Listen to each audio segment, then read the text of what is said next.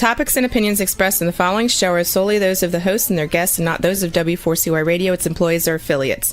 We make no recommendations or endorsements for radio show programs, services, or products mentioned on air or on our web. No liability, explicit or implied, shall be extended to W4CY Radio or its employees or affiliates. Any questions or comments should be directed to those show hosts. Thank you for choosing W4CY Radio.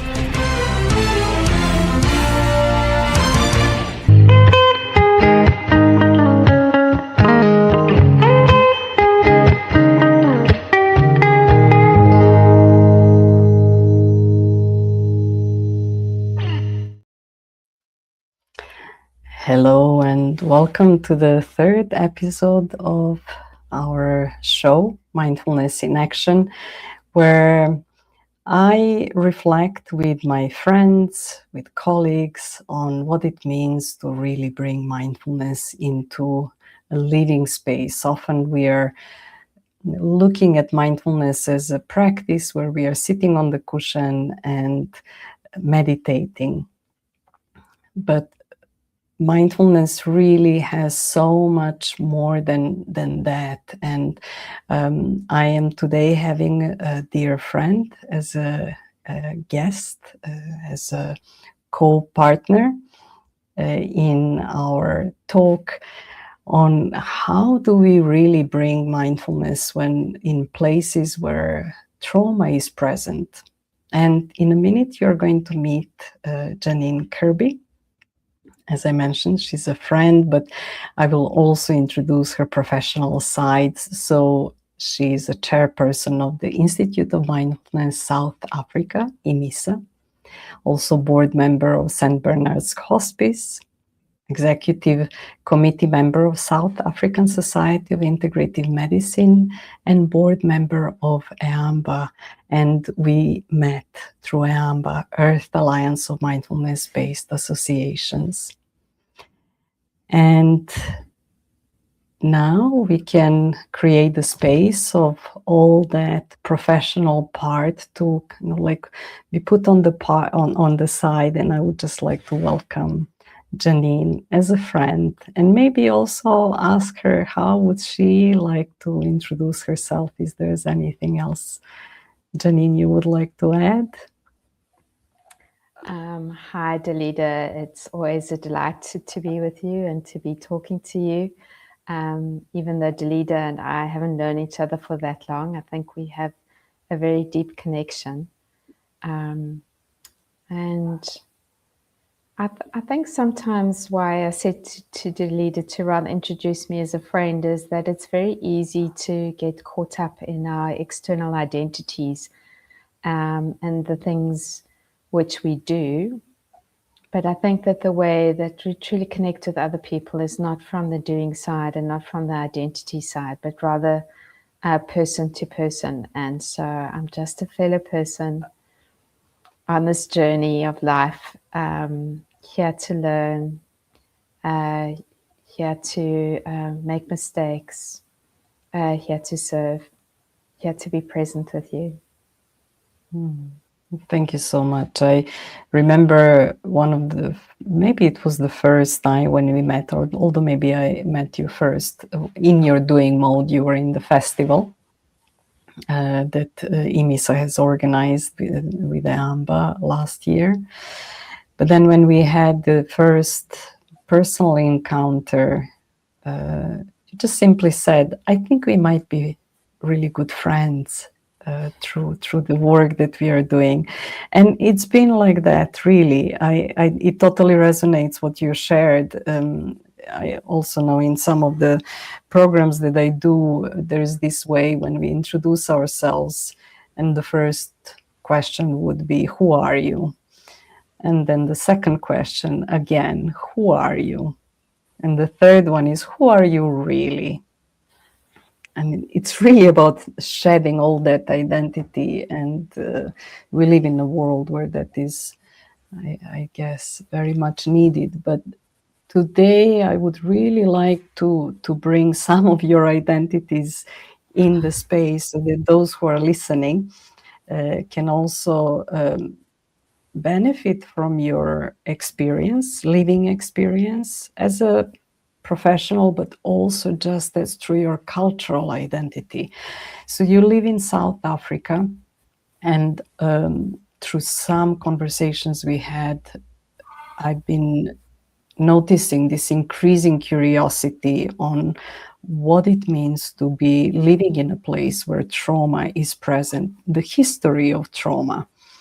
And maybe that's something that we share as well, because I live in Serbia and there was war here, but it's somehow the complexity of where you're at is really something that I would like to bring to life in our conversation.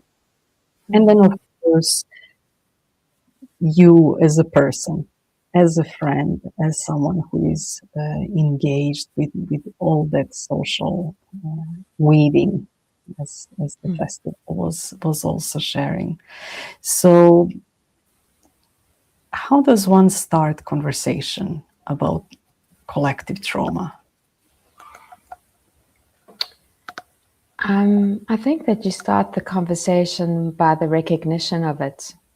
So I think that all of us live in spaces where there's collective trauma. I think there are very few spaces in the world where there isn't. And I hesitate to call it a gift, but one of the things about South Africa is that the collective trauma is very overt. It's very present. And so, there were, a lot of wars from the 1600s in South Africa. It was a fight over the land because it was a halfway spot for the trading vessels going between Europe and the East. But then we're extremely rich in minerals and resources. And so then it became, a war again with the colonial powers. And then after that, we've had the very painful history of apartheid, which ended in 1994. And so our history is overt, it's in our faces. The racism was really very overt, and how you were, what you had access to was predicated on the color of your skin. And certainly for the first 30 years of my life, I grew up in a space where, because of the color of my skin, I was enormously privileged. I was very privileged in that I had an excellent education. I had access to world-class healthcare. I was allowed to go to and to live in all the best spaces. And I was seen, in terms of the laws, as somehow better than, which is quite an uncomfortable space to be in lots of ways, especially when, it obviously makes no sense. So I think that one of, when you say this thing about collective trauma, is that we know it. We're in it every day. It's present. In other countries, I think that there is collective trauma, but it's just a little bit more hidden. Whereas for us, it's there and it's present. And so when something is present, it's so much, once we recognize that it's present, we then are able to be present to it. We're able to show up for it in ways that are much more difficult if we don't recognize it.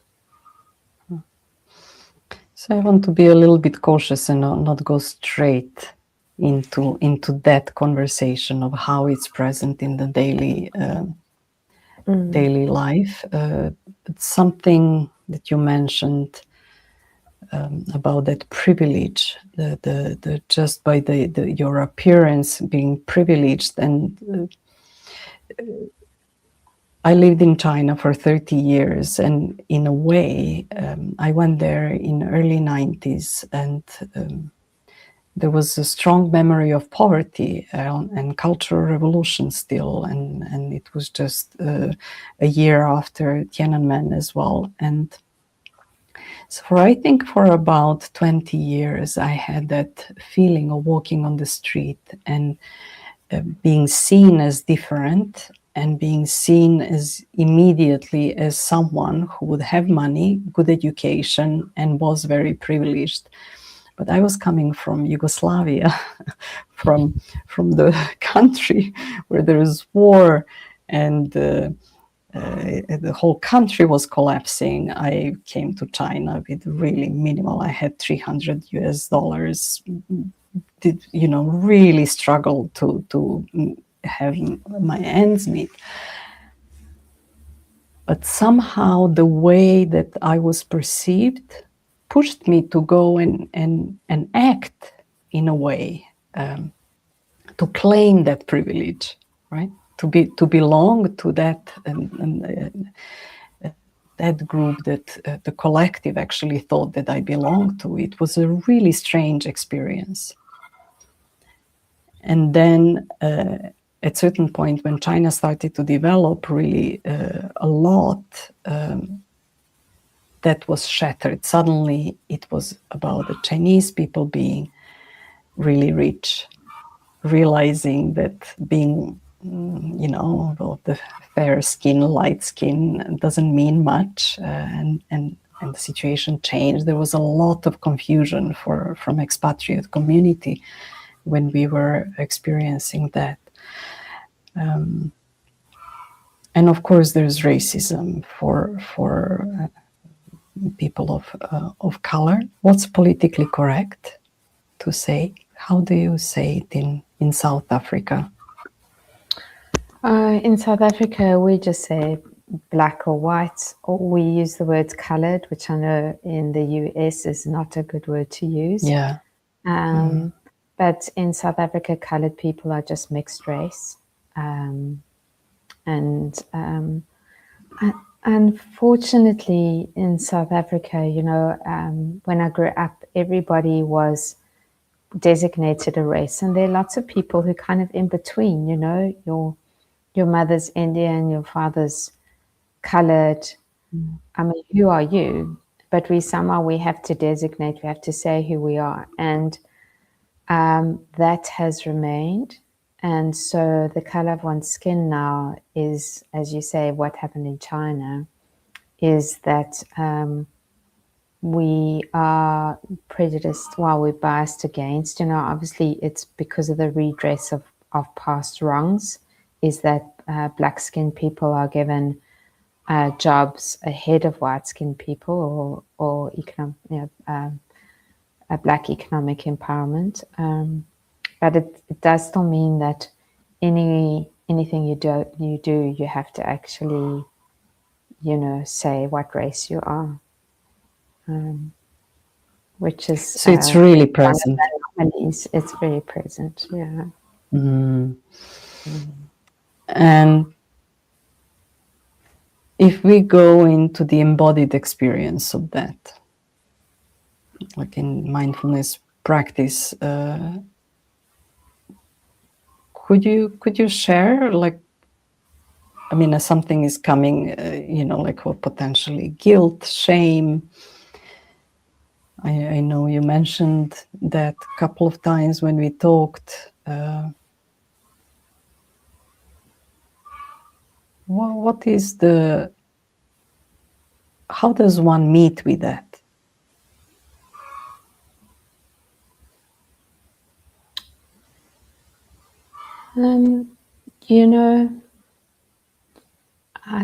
I think it's one of those things where many things can be present simultaneously, and so there is guilt and there is shame, and there certainly was more pre-94. Every now and then, when we have a World Cup or with Nelson Mandela, we feel a lot of pride. I think a lot of the time we can feel less than because of our history. But at the same time, there's also a sense of us all just getting on and doing what we need to do. and being friends. And so it's complicated, as you said before. It's complex. I think it's important to recognize the complexity of it rather than to just label it in simplistic terms. And for those who might be listening and actually not even having an idea what apartheid, or probably heard of Nelson Mandela, it is such a strong figure. In few sentences, if it is possible to mention that, just to give a bit more of context, could you share? About Nelson Mandela? Well, apartheid and how was that turn? Like how with him coming in, how was that change for the collective happening? So apartheid was a systematic form of government where people with black skins were made to be less than and were less privileged, whereas somehow having a white skin just gave you privilege simply by the color of your skin. And it became increasingly untenable. It became increasingly violent.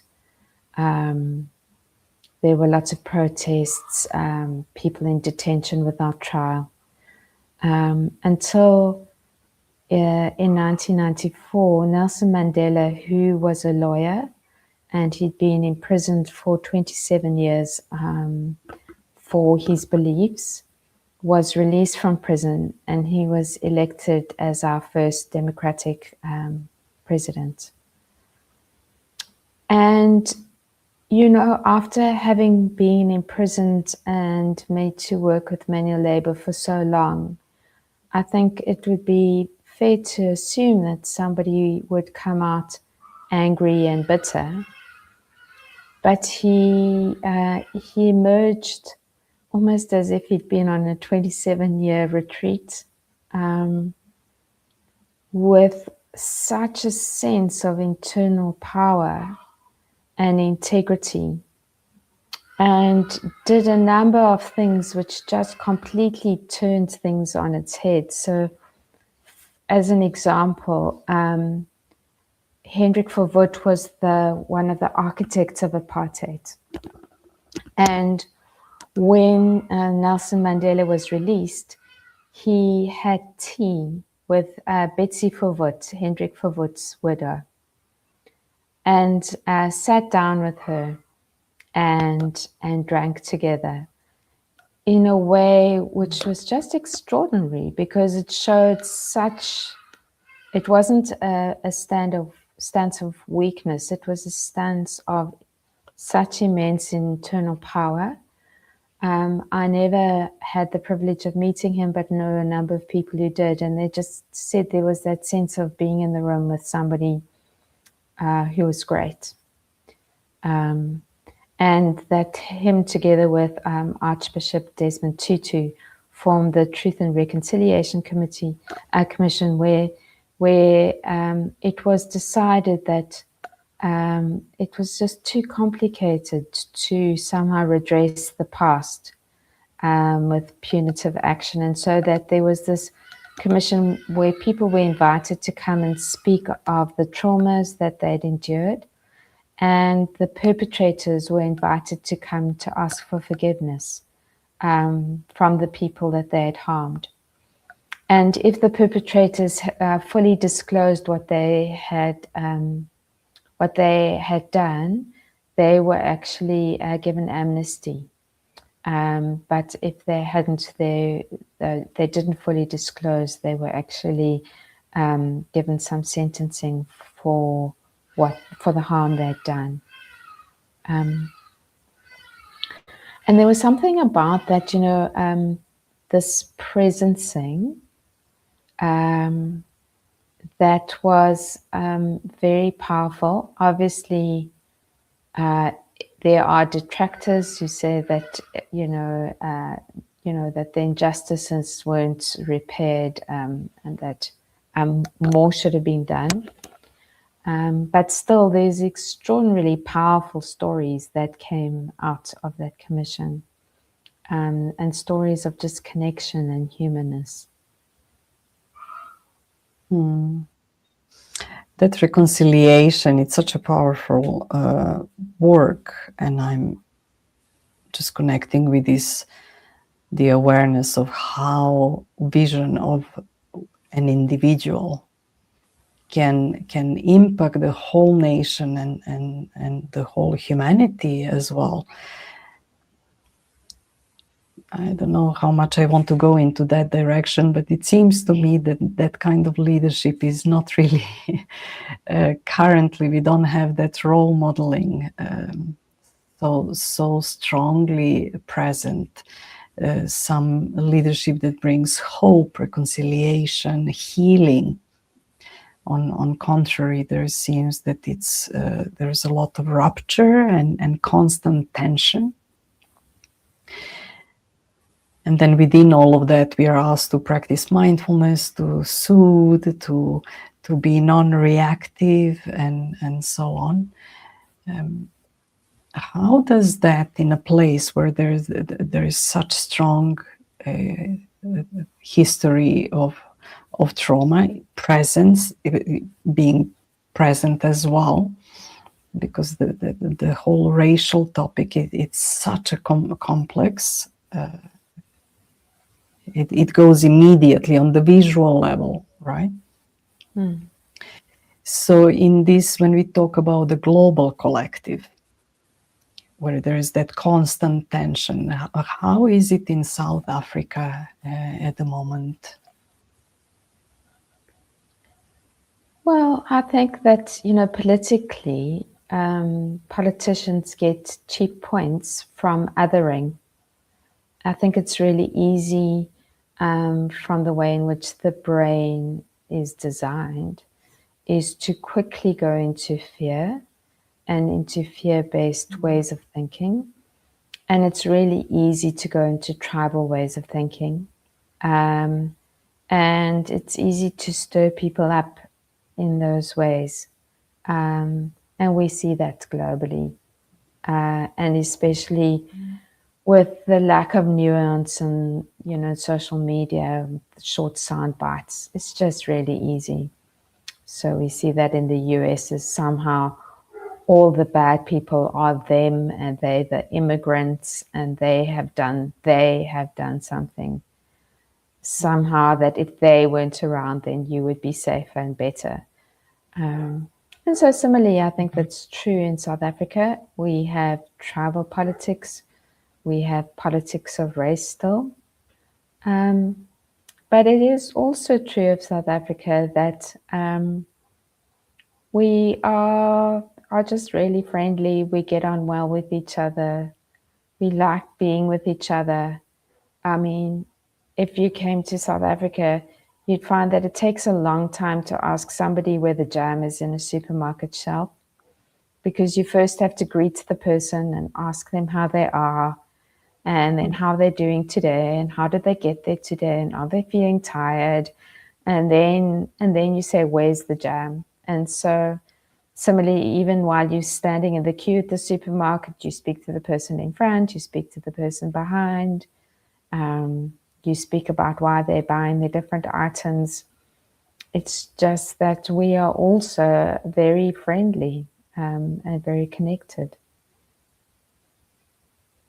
You're mentioning the word that is it's really having such a potent and holistic meaning, and I'd like us to dive a little bit deeper into that. So tell us about Ubuntu. So I'm always a little bit wary about speaking about it because I'm a white-skinned South African, and I don't really feel as if I have, I can speak about it in the same way as if I were a black-skinned South African, or black-bodied rather.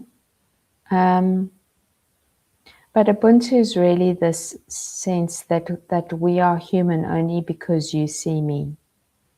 So that if I weren't in relationship with you and you weren't seeing me and seeing who I am, and I wasn't seeing you and seeing who you are, we would lose all connection of relationality and to no longer be human. And so our humanness is really because of our connection and our relationality. So what is different? What would be different if you were a black-bodied South African? Oh, I can't say because I'm not. But I, In your understanding at the moment, yeah, it's yeah. I think that a Western way of looking at it, and I think that maybe as a white-bodied South African, I'm somewhere in between.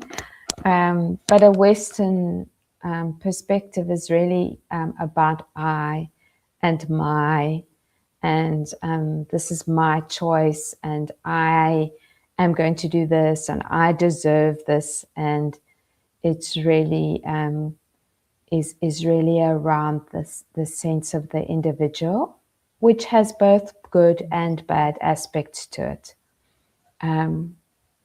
Whereas my black-bodied colleagues really struggle with that idea of I and what is the self, because there's only a sense of myself in relation to others, a collective sense. And so there's only a sense of we, and sort of struggle with the idea of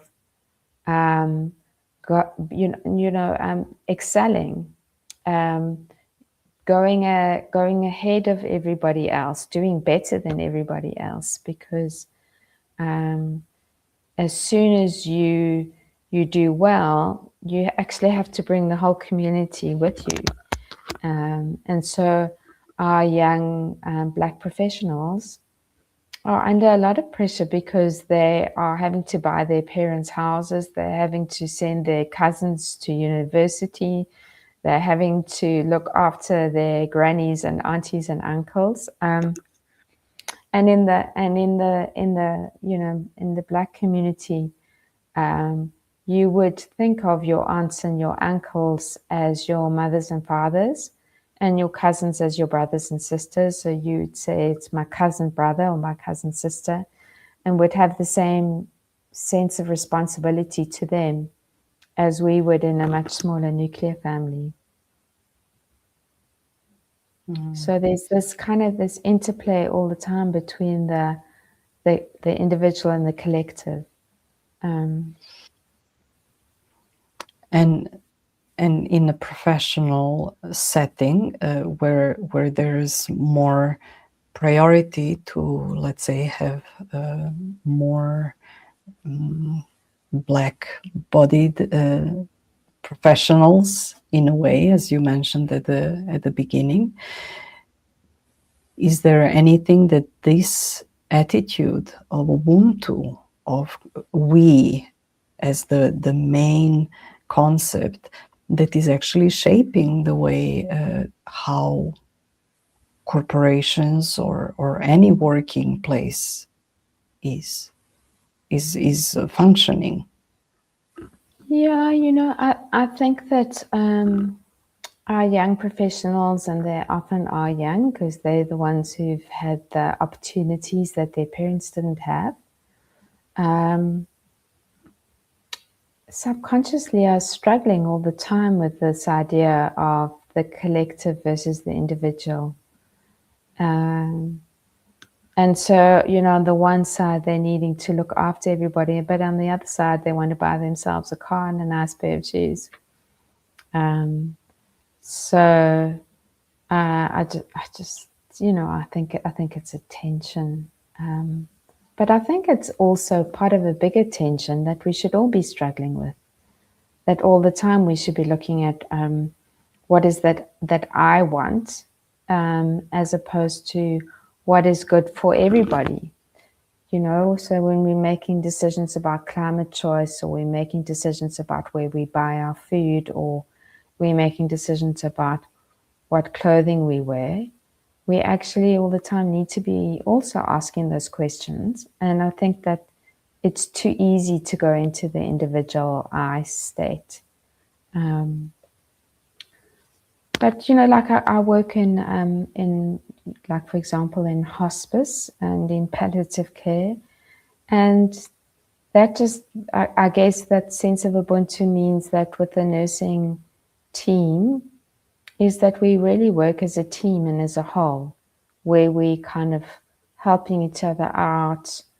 We're seeing how we can support each other. We're sharing responsibilities and duties. It's very much a sense of the interrelationality. All of this, my cat Joy just jumped into my lap. Maybe you noticed that I was getting a little bit confused. I could see him waiting to jump, and I know that he has these moments often when I'm entering a space of presence. He likes to sit in my lap and actually feel a little bit of that. And there was in the back of my mind, as you were sharing all about that context of South Africa, Ubuntu, we are realizing how mindful all of that is. I mean, the whole research that is going on in the world of secular mindfulness, and of course the traditional practice as well. And there it is. It seems that it's part of the collective within the culture. I'm not hearing any much, or at least I'm not aware of any religious background of it. But that culturally, it's a very much concept of interbeing, of presence, of the interest of being sangha, working together, right? So what kind of practices would a family have to bring these concepts alive, so that it continues to bring those roots from Ubuntu into the present moment, into the future? I'll come back to that. If I may just maybe circle back to the Truth and Reconciliation Commission and this idea of being truly present and mindful. And just, if I may just tell you a story that emerged from it, one of the stories. And so Pumla Madikizela Gobodo is one of the researchers and one of the people who sat on the commission. And so she told the story where they had somebody who was testifying at the commission, who they called Dr. Evil. He had really done enormous amounts of really bad things. And he was in prison because he hadn't confessed to everything, and so they'd imprisoned him. And the daughter of one of the people that he'd murdered wanted to speak to him. And so she arrived, and he came into the place where they were sitting, and apparently had this sort of jerk, and apparently he was quite disturbed by all of, in African traditional religion, you'd see that by the ancestors and the spirits around him. And so she had this list of questions like, she had an hour to be with him, how did you know about my mother? How did you get there? What was she wearing? Where did you come from? How did you kill her? What happened afterwards? So she had this whole list of questions that she really needed to find out. And as their time came to an end and she was trying to get to the end of a list of questions, they started speaking to each other faster and faster, and their heads got closer and closer, until she said, until we were breathing the same air. And so I think that is one of the things that we understand, is the sense that we're all breathing the same air, no matter what we have done, no matter how we've harmed, no matter how we have been harmed. There's the sense of that we're all breathing the same air. Yeah, it's a very powerful story. Thank you for sharing that story. That is really, really touching. Yeah. So real. When you're asking about families, or I guess it's quite a difficult question. It's a little bit like how in Western families do you have a sense of being an individual? I mean, I think there's just a sense in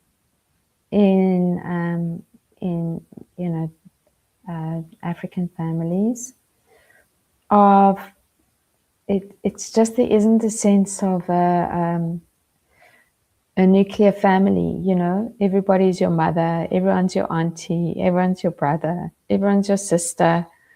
A lot of children are raised by their grannies, and in fact, many grannies get really upset when the mothers say, "No, I want to look after my child. I want to raise my child." It's kind of like that's a very they get upset by that. It's like the child belongs to the family. It doesn't belong to the individual. I mean, similarly, even as a medical doctor, for us, when you go and you see the doctor, you go in individually, and it's like my illness, and I want to speak about my illness. But in an African traditional space, it's actually our illness. And you go in as a community to speak about our illness and what is happening in the illness. Even if you go and see a traditional healer, you would go and see the traditional healer, and the traditional healer then divines what is wrong with you. And then the family would say, we agree or we don't agree. But it's not an individual practice. It's a collective practice. Everything is a collective practice. And can we pause here? Sorry, I feel like I need a little bit more to grasp this. It feels so far away from what I know. That going to see a doctor means. Like here, it's you're going to a doctor. My parents, they're 86 and 83 years old, and they go to see a doctor, and I asked them afterwards, what did the doctor say? And it was like, well, we got medicine, like pills. And I said, what else? He was like, I don't know. It's like it's the authority of the doctor, and the doctor decides how is one going to take care of their body. No questions asked. I a couple of times went with my mother, I asked questions, and the doctor was like, no asking questions right now. It's like full authority. And you feel like a little kid going and being like, I'm so sorry. And it was like, I don't know what is going to be the consequences with me just wanting to ask a question and how to take better care of her. So can you backtrack a little bit more? So the what I heard is that the family goes together and they're inquiring on the health as we are ill, as Well, a family, or well, it's it's in the language, or I mean, Granny is ill, but the illness isn't just Granny's. So that of course. the illness is part of the whole family system. And so, people don't come in by themselves to see a doctor. You come in with your family. And you just need to have enough seats for the family. And in the conversation, is that addressed at all? How is the family suffering in the process of caregiving, caretaking? In family medicine terms, we should be doing that in every consult. So that in family medicine terms, we always look at the personal, the clinical first, then the personal, and then the social, the collective. So that all of that should be looked at all the time. I guess that in a Western way, we would look more and say to you, how is that for you? And what is it that you're concerned about? And what are your fears and your questions? Whereas in Africa, you would first ask the family and say, how is that for you? And what are you needing? And actually, quite often, in Xhosa, which is the language locally where I stay, there isn't a word for depression. And if I ask somebody, how are you, they would say, well, my cousin's working. In other words, there's some income. And so even though there are maybe 15 of you living in a house and your poor cousin is the only one working, there's no kind of understanding of that personal stress, or no wording for it. Obviously, there's an experience of it. Obviously, yeah, and as someone who is really bringing mindfulness to South Africa, even the wider region, you're collaborating with other countries as well. What does that mean in terms of mental health and mindfulness work? I think the thing that I always found most curious when teaching mindfulness is people who are coming from a more Western perspective. At the beginning of the course would have lots of I and me language, and at the end be starting to think more broadly and more around we and interbeing. Whereas people who are coming from more African perspective would start off with the words of being, interbeing, and end up with some words around I, what I need to do to look after myself, in this sense of interbeing. And so I'm just always curious about this flow, finding some kind of balance between me and we. I don't think it's one or the other. I actually think it's both. And I think it's important to be present to both. Yeah. Yeah, and I remember in some of our conversations of mentioning, the aspect of and the research that has been done on compassion and how important it is to have strong boundaries for people who are very compassionate, having strong boundaries.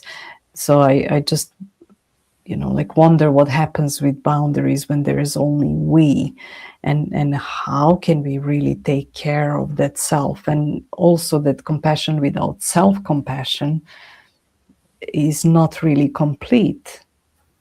At least that's what the research is saying, what we are understanding now, and it's such a fluid exchange between these concepts, and the question could be more, what can we learn from each other, and how can we again bring that together, and so that we can sit together and have conversation just like we are right now.